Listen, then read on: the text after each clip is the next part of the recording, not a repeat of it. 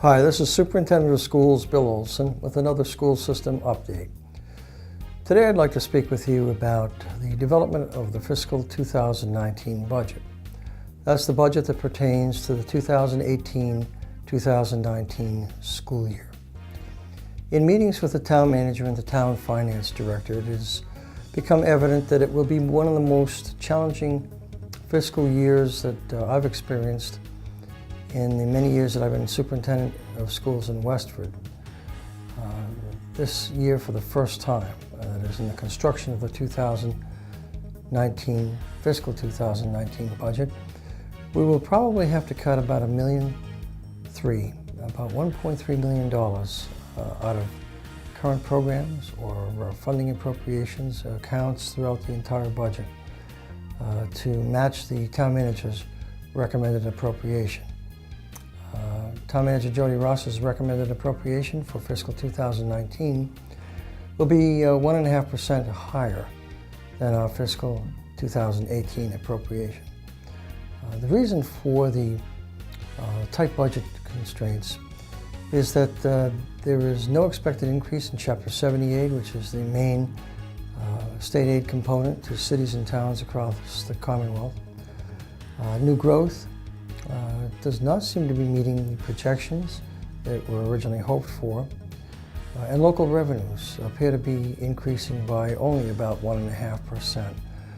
So in order to provide a balanced budget and match revenues, the town manager has indicated to us that a 1.5% increase will be provided to the school system for fiscal 2019.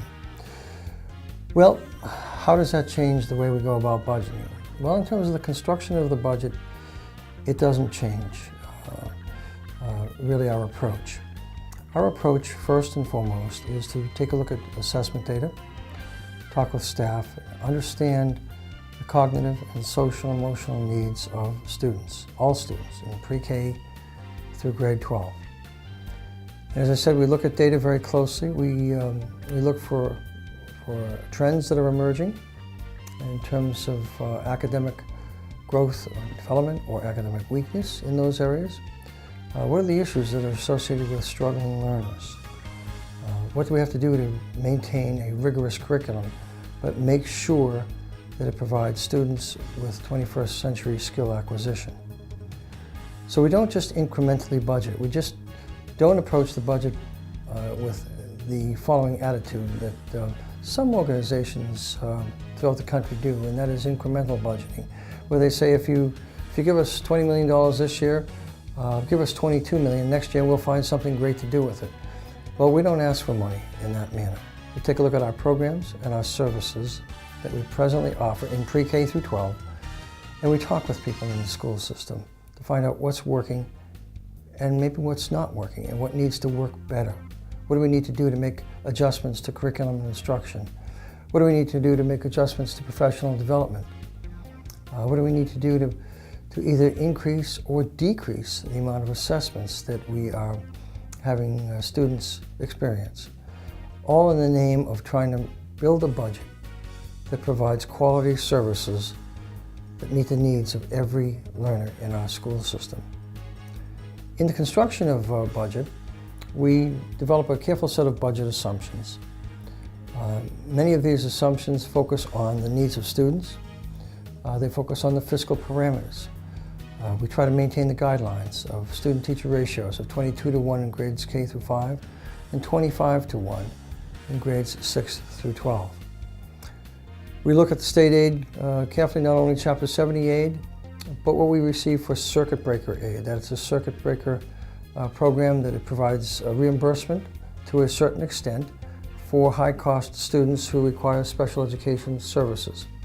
Because that can vary from year to year. We will be dropping from the 73% reimbursement rate in fiscal 2017 to a 65% reimbursement rate from the state, in fiscal 2018. So that will have a significant impact on the amount of revenue we have coming in as reimbursement for some of our special education expenses to offset our budget in fiscal 2019. My job is to also preserve as many instructional staff, direct classroom teachers, and support staff who work directly with students to the greatest extent possible. This year, that's going to be a challenge. It may be possible that we find that as we proceed down through the following several months into December, January, February, and early March, it may be possible that we have to increase class size by reducing some staff. We just simply don't know that at this point in time because the students are still enrolling in our school system. Even though we're in November and approaching Thanksgiving, we're still having enrollment increases in the school system. I've also checked with the town's Director of Land Use Management, the interim director, Jeff Morissette, and Jeff has provided me with an updated projection of when a couple of large, very large apartment complexes will be constructed. It's anticipated that a total of about 300 to 350 units will be under construction in the springtime of 2018, so the upcoming spring, with occupancy expected in 2020. That will have an impact either on our fiscal 20 budget, that is the 19-20 school year, or the 2020-2021 school year. That's something that I'll keep you abreast of and keep the school committee informed of also, because that has could have a potentially large enrollment increasing impact. Over the next series of programs, I'll continue to talk about budget assumptions, the budget development process, the alternative revenues that support our programs and services in the school system in excess of $4 million beyond our general fund appropriation. I want you to know as much as possible about the school department budget and what you receive and your students receive for every dollar that you invest through your taxes. This is Bill Olson. I look forward to seeing you next time.